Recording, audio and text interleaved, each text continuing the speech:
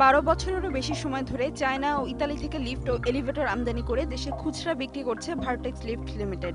কিন্তু প্রতিষ্ঠা লাভের পরের বছর থেকে লাভের মুখ দেখলেও এজন্য কোনো রকম ট্যাক্সই তারা দেয় না। গত 3 বছরে তারা প্রায় 1000টি লিফট বিক্রি করে, যার বিক্রয় মূল্য ছিল 119 কোটিরও বেশি টাকা।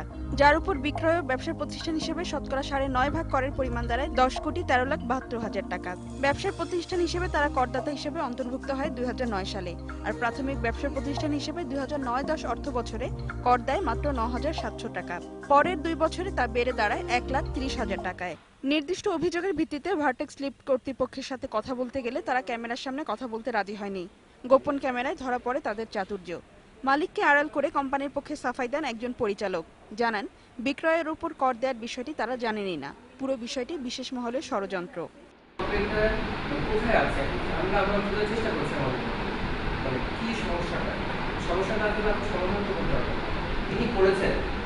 তিনি তো যে এটা দিয়েছেন তথ্যগুলো সে তো কিভাবে দিয়েছেন আমি তো অ্যাড্রেস করছি কে এই চয়ন? অনেক অনুসন্ধানের পর খোঁজ মেলে তার। বলেন, কোম্পানির চাপের মুখে মালয়েশিয়ায় আশ্রয় নিয়েছেন তিনি। আমি ওনাদেরকে বারবার বলতেছিলাম যে স্যার আপনারা যে কর ফাঁকি কিংবা যে বাকি যেগুলো আপনারা করছেন তো এটা মনে হয় ঠিক করছেন না। যখন এগুলো আমি ওনাদেরকে নক করতে থাকি তখন আমি ওনাদের শত্রু হয়ে যাই। এরই মধ্যে প্রতিষ্ঠানটি ঠিকানা পরিবর্তন করেছে 3 বারেরও বেশি। তবে নতুন ঠিকানা জায়গা পায়নি কোম্পানির ওয়েবসাইট বা কর্মকর্তাদের ভিজিটিং কার্ডেও। জাতীয় রাজস্ব বোর্ডে গেলে জানা যায় বিক্রয় করের বিষয়টি অন্তর্ভুক্ত নেই। তবে চলতি বছর প্রাথমিক করের বিষয়ে নীতিভঙ্গ করা ও সন্দেহজনক পরিমাণ উল্লেখ করায় বিষয়টি এনবিআর এর তদন্তাধীন আছে। কোম্পানি নিজে নির্ধারণ করছে যে ট্যাক্স তাদের আয় ব্যয়টা তাদের অডিট কোম্পানি দ্বারা চার্টার্ড অ্যাকাউন্টের মাধ্যমে তারা যে নির্ধারণ করছে সেটাই তারা সাবমিট করছে। তারপরে আমরা সেটাকে আবার তারা যেটা সাবমিট করছে তারা দিলেই এটা আমাদের মেনে নেওয়ার কথা ছিল।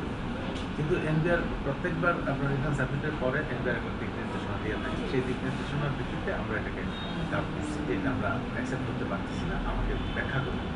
মানে এনবিআর যদি তাকে তালিকাভুক্ত করে দেয় যে হ্যাঁ এটাকে ধরো, তখনই আমরা ধরতে পারি। ফারজানা শোভা, ইন্ডিপেন্ডেন্ট নিউজ, ঢাকা।